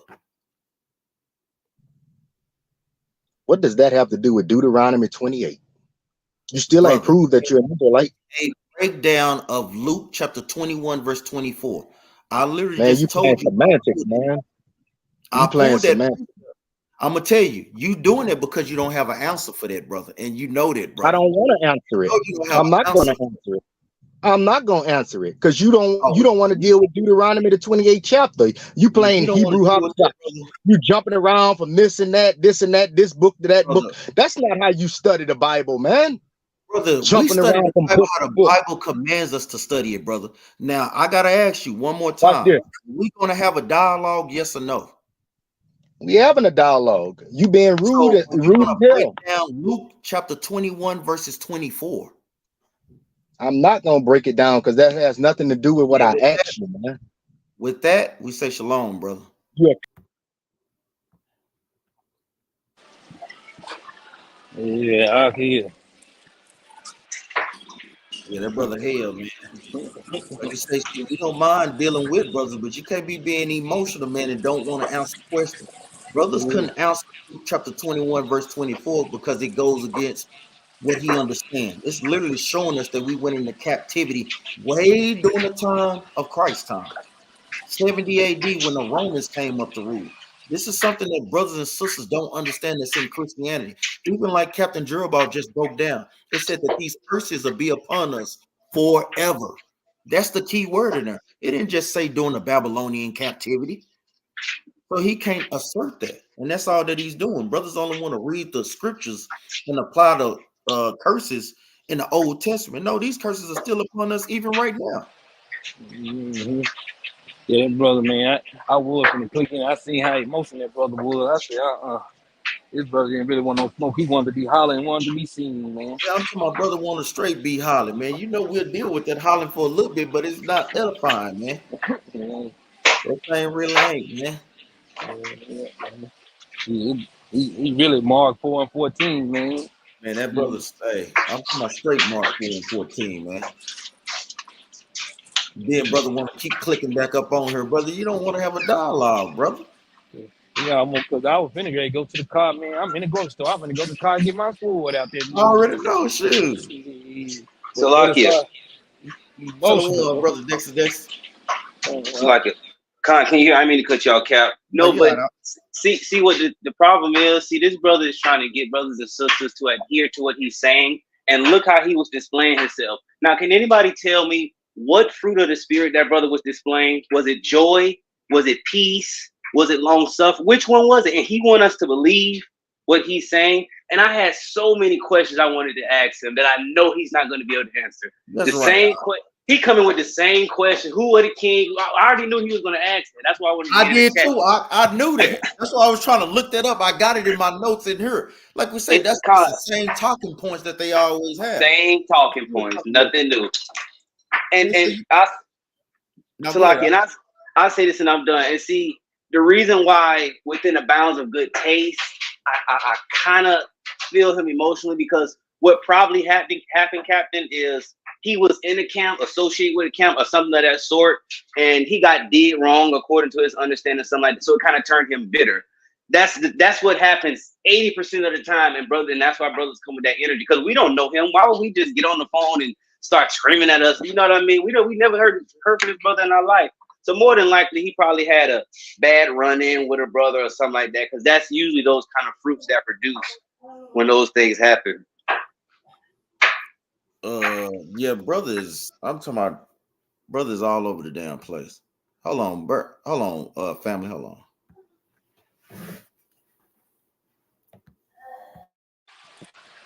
Yeah, man.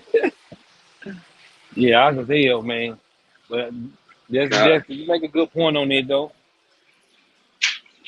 You made a real good God. point. Because a lot of them brothers do come in there like this.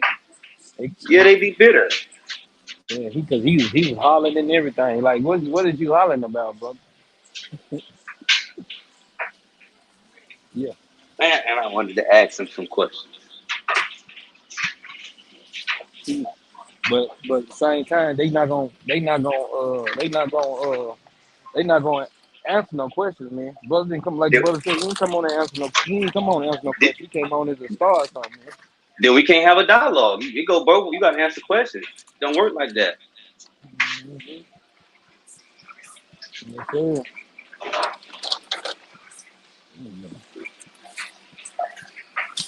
That's true, man. I'm finna listen in, man. I tell y'all, bro, sister Shalom, man. I'm finna catch the rest of the class, man. I'm in the grocery store. Con, shalom, Cal. All right.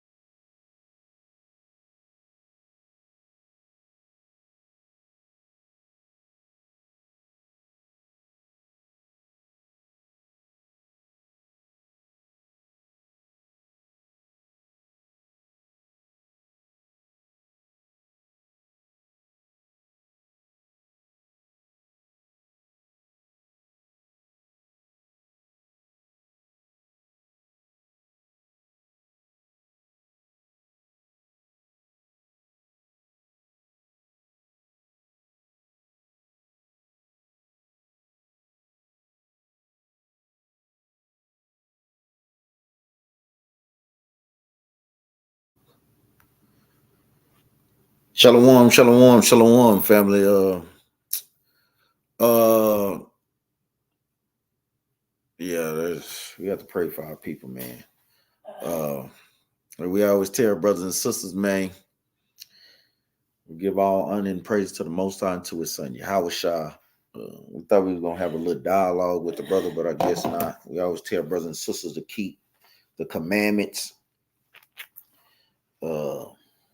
I want to read this precept right quick before we get out of here.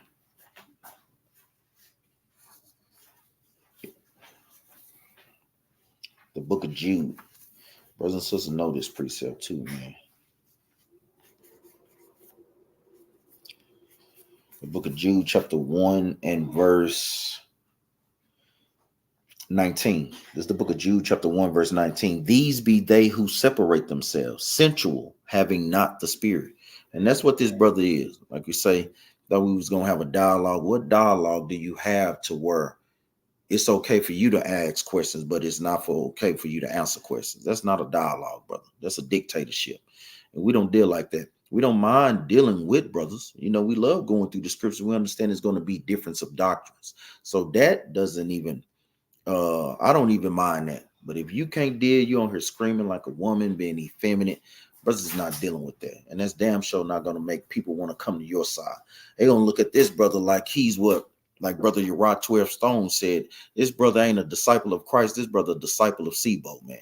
And that is what it is, man. It says, these be they who separate themselves, sensual, having not the spirit. And that's what this brother showed. Brother is being very emotional, very sensitive. Let's just deal with the scriptures, brother.